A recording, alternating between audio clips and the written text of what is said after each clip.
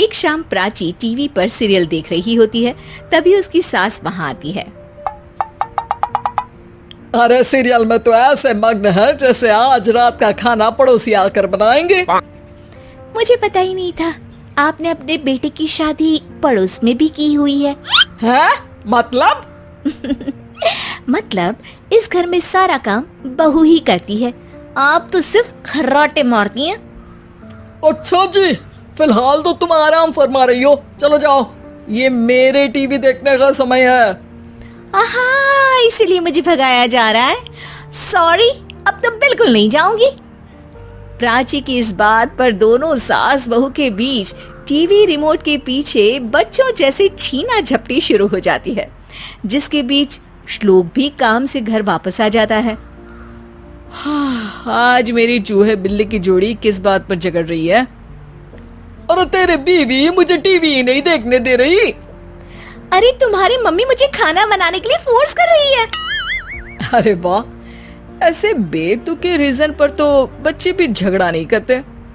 अरे मुझे कुछ मत बोल, सब इसने ही शुरू किया है। हाँ हाँ, जैसे आप तो बहुत दूध की धूली है ना। अरे बस, दोनों चुप। प्राची जाओ, खाने की तैयारी करो।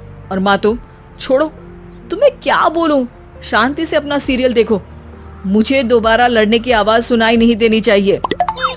ऐसा बोलकर श्लोक वहां से चला जाता है, जिसके पीछे पीछे प्राची भी कुछ न कुछ बड़बड़ाते हुए रसोई में चली जाती है। हाँ हाँ, सासू जी को तो कुछ बोलेंगे ही नहीं, बस मुझ पर ही हुक्म चलता है, खाना बनाओ, जैसे मैं इनके घर में खाना बनाने के लिए आई हूँ। इसी तरह शाम बीतती है और रात को श्लोक और प्राची की सास खाना खाकर सोने चले जाते हैं, लेकिन प्राची गुस्से में कुछ खाए बिना काम में ही लगी रहती है। इस घर में किसी को घंटा फिक्र नहीं पड़ता, मैं खाऊं या भूखी रहूं। प्राची कुछ देर के लिए रसोई से बाहर जाती है और जैसे ही वापस आती है तो वहां दूध का भरा ग्लास देखकर हैरान रह जाती है। फिक्र पूरी है, बस दिखाना नहीं है। प्राची दूध पीकर सोने चली जाती है और अगली सुबह एक बार फिर सास बहू का कार्टून नेटवर्क स्टार्ट हो जाता है। ये तुमने ही किया है। अरे अजीब जबरदस्ती है, मैं बोल रही हूँ मैंने कुछ नहीं किया। दोनों ने मिलकर पूरे घर को पागल खाना बनाया हुआ है। यहाँ कोई नॉर्मल इंसान तो रह ही नहीं सकता, इसीलिए अब पड़ोसी क्या रिश्तेदार भी घर आने से कतराते हैं। और सुन बेटे, तू भी चंगा, तेरी माँ भी चंगी, तेरी बीवी भी चंगी, रिश्तेदार। हाँ जी, आपको नहीं पता क्या, गंगाधर ही शक्तिमान है, रिश्तेदार ही। हाँ हाँ, बस समझ गया। कभी जानवरों जैसे लड़ेंगी तो कभी जुगलबंदी करेंगी। भाई मैं आप दोनों के बीच में नहीं फंसना चाहता। सास बहू की इस मनमौजी जोड़ी से परेशान होकर श्लोक अपना सिर खुजलाता वहां से चला जाता है। चलो अब मैं भी कीर्तन में जा रही हूँ। इस पर जैसे ही सास कमरे में अपना पर्स लेने जाती है तो वहां नाश्ते की प्लेट रखी देख मुस्कुराने लगती है और नाश्ता करके घर से बाहर निकलते हुए कुछ पैसे टेबल पर रख जाती है, जिसके कुछ देर बाद सिलेंडर वाला घर आता है।